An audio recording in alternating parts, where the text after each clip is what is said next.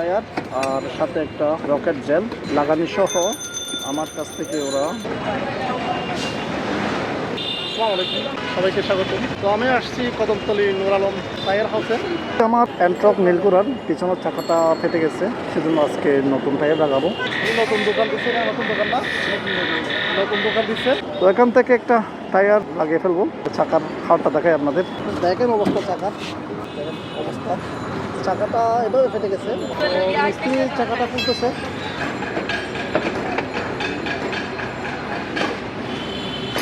চাকাটা খুলে দিয়েছে, অবস্থা চাকার অবস্থাটা দেখেন। এই চাকা দিয়ে প্রায় আমি 14,000 কিলোমিটার চালাইছি, একদম ফেটে গেছে। এই জেলটা এখন ব্যবহার করবো টায়ারে। তো টায়ারটা হচ্ছে এমআরএফ টায়ার, এটা এমআরএফ টায়ার আর সাথে একটা রকেট জেল লাগানি সহ আমার কাছ থেকে ওরা 4300 টাকা নিচ্ছে। তো নতুন টায়ারটা লাগাই ফেলছে চাকাতে, রিগের মধ্যে।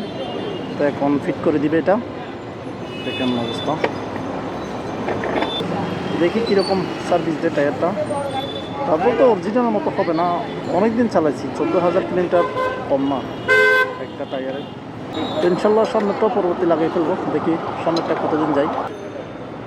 হ্যাঁ রে, গায়ের মধ্যে লাগাই দিচ্ছে। যাক, আসলে কদমতলী এখানে সব বাইক স্কুটারের টায়ারের দোকান। তো আমার টায়ার লাগানো শেষ, আমার কাজও শেষ, এখন চলে যাব।